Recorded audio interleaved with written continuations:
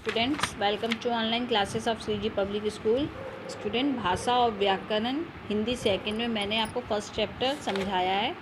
देखिए यहाँ तक, ठीक है। डेट भी डाल रखी है। नेक्स्ट हमारा आज हम पढ़ेंगे मातृभाषा, बोली और मानक भाषा, ठीक है। देखिए, जिस भाषा को बच्चा अपने परिवार के सदस्यों से सीखता है वह उसकी मातृभाषा होती है। जो बच्चा जब अपने घर में पैदा होता है तो अपने माता पिता, अपने रिश्तेदारों से जो भाषा सीखता है, यानी उनके घर पे जो भाषा बोली जाती है वो उनकी मातृभाषा कहलाती है। जैसे किसी व्यक्ति का जन्म पंजाबी भाषा बोलने वाले परिवार में होता है तो वह उसी भाषा को ग्रहण करता है तथा वह उसकी मातृभाषा कहलाती है। सीमित क्षेत्र में प्रयोग में आने वाली भाषा का अल्प विकसित रूप बोली कहलाता है। बोली किससे कहलाता है? सीमित क्षेत्र में, यानी कुछ कम क्षेत्र में जो भाषा बोली जाती है, यानी कि जो हमारी अपनी लैंग्वेज होती है उसे बोली कहलाता है।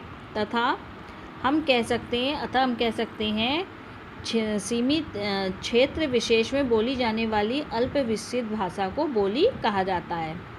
बोली में प्राय साहित्य की रचना नहीं होती। यह विद्यालय जाने से पूर्व अनेक क्षेत्रीय बोलियां अपने घरों तथा अड़ोस पड़ोस में बोलते और सुनते हैं, ठीक है। मानक भाषा से तात्पर्य भाषा का व्याकरण सम्मत रूप जिससे विस्तृत रूप से स्वीकार किया गया है।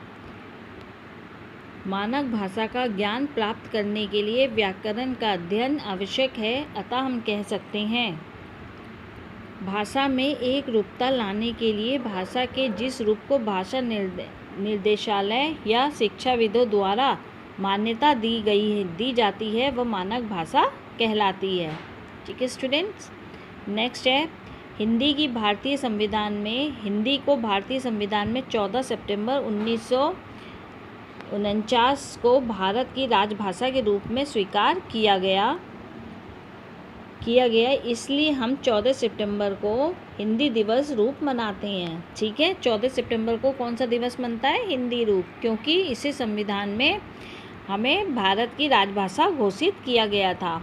भारत की राष्ट्रीय भाषा भी हिंदी ही है। देश में हिंदी का व्यापक रूप से प्रयोग किया जाता है, ठीक है स्टूडेंट। आज हमारा ये चैप्टर यहाँ पर कंप्लीट हो चुका है।